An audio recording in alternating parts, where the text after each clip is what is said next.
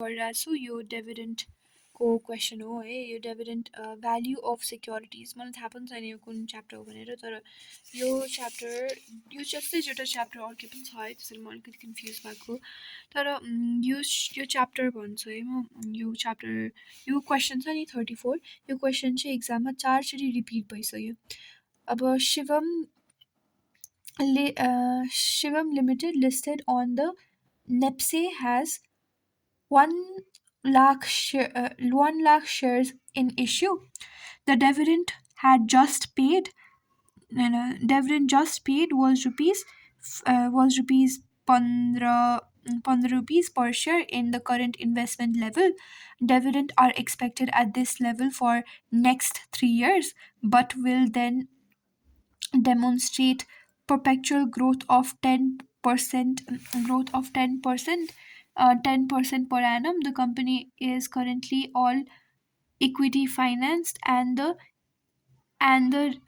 required rate of return of the equity required rate of return of the equity investor is expected to be 18%. The 18% and this was 18% and this was the 18 18% and this was the company has got an investment opportunity available. Required rate of return of equity investor of required rate of return of equity investor is estimated to be 18%. Required rate of return of equity भनेको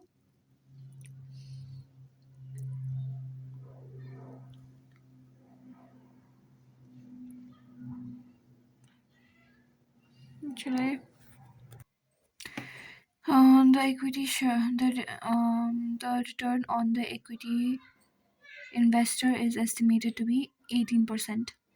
भनेको यो वाला हो जसमा यो कीलाई के भन्न सक्छ भन्दाखेरि from the point of view of the equity share holder required return of equity share holder yeah opportunity cost of equity share holder भनेर भन्न सक्छ होइन त्यसलाई चाहिँ केही भन्छ यो चाहिँ इक्विटी सेयर होल्डरको पर्सपेक्टिभमा केही हो तर कम्पनीको पोइन्ट अफ भ्यूबाट पर्सपेक्टिभबाट केही भनेको चाहिँ cost of equity, cost of capital, equity capitalization rate भनेर हो अनि यसमा त्यहीमा चाहिँ यो चाहिँ इन्भेस्टरको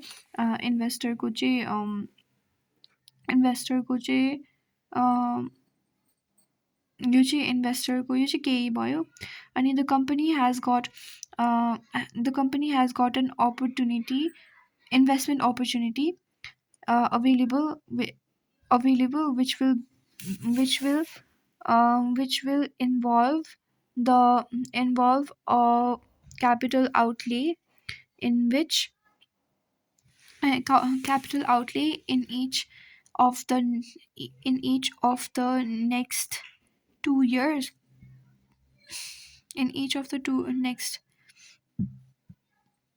the company has got an investment opportunity available which will involve a capital outlay in each of the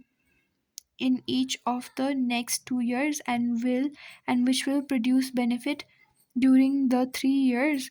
The summary of the financial implication of this investment is given below. Year 1, year 2, year 3, year 4 and capital flow in rupees भनेको यतापट्टि यो सबै यो चाहिँ in thousand भनेको छ होइन in 30 चाहिँ घटाएको छ भनेपछि यो भयो 10 लाख यो भयो 10 लाख यो भयो 5 लाख यो भयो कति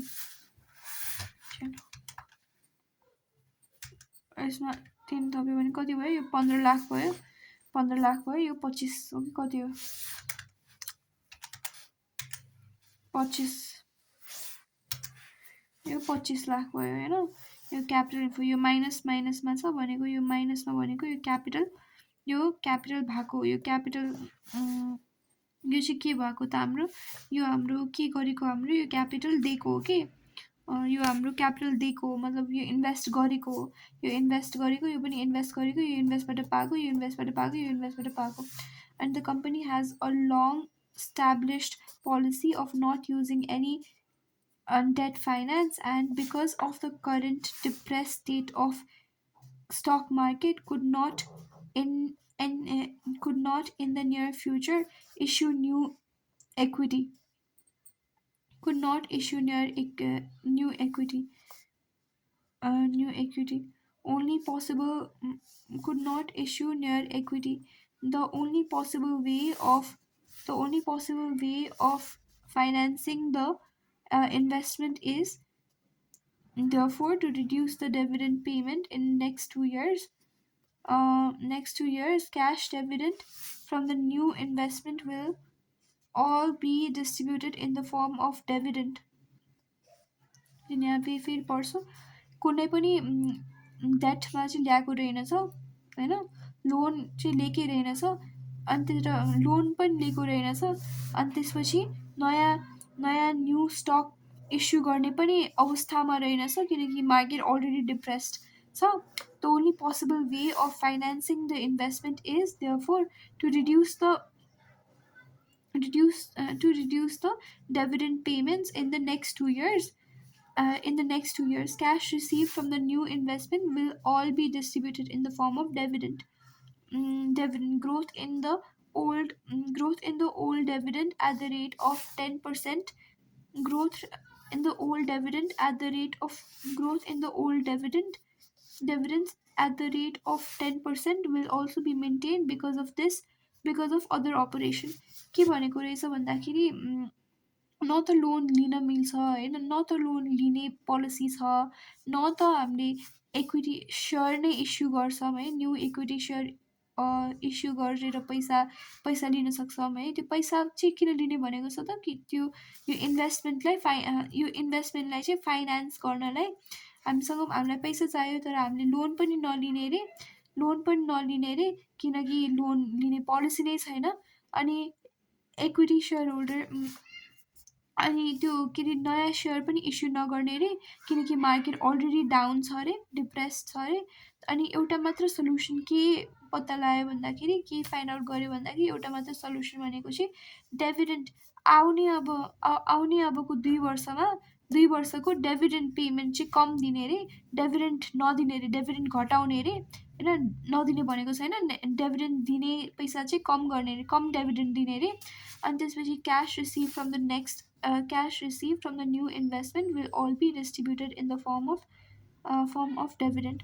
अनि नदिने रे होइन, त्यो 2 वर्षमा चाहिँ डिभिडेन्डहरू घटाएर दिने रे, त्यसपछिको 2 वर्षपछि चाहिँ जुन त्यो पैसाले अब घटाउने किन त इन्भेस्टमेन्ट गर्नलाई होइन, हामीले रिटेन गरेर राख्ने त्यो इन्भेस्टमेन्ट गर्नलाई, अनि त्यहाँबाट इन्भेस्टमेन्ट गरेर आएपछिको पैसा चाहिँ त्यसलाई मात्र चाहिँ डिभिडेन्डको फर्ममा दिने भनेको छ कि 2 वर्ष अगाडि चाहिँ यो 2 वर्षमा चाहिँ नदिने रे होइन, धेरै डिभिडेन्ड नदिने रे, रिटेन गरेर राख्ने। अनि इन्भेस्टमेन्टबाट गरेर आएको पैसालाई चाहिँ year 3 year 4 year 5मा चाहिँ फेरि डिभिडेन्ड दिने, डिभिडेन्ड सहित जस्तो गरेर दिने भनेछ होइन, डिभिडेन्ड गरेर दिने भनेको छ।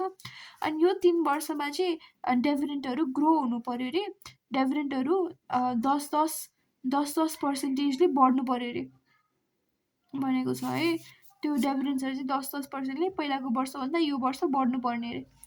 अब calculate the current value of the share of the Shivam at the current investment level.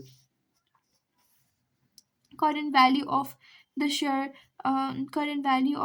of Shivam Limited at current investment level P1 P0 find out गर्नु पर्यो। Calculate the share value after the investment opportunity has been accepted using dividend valuation model, assuming that the model assuming that the market knows the dividend changes that will result from the investment. Your dividend valuation model actually no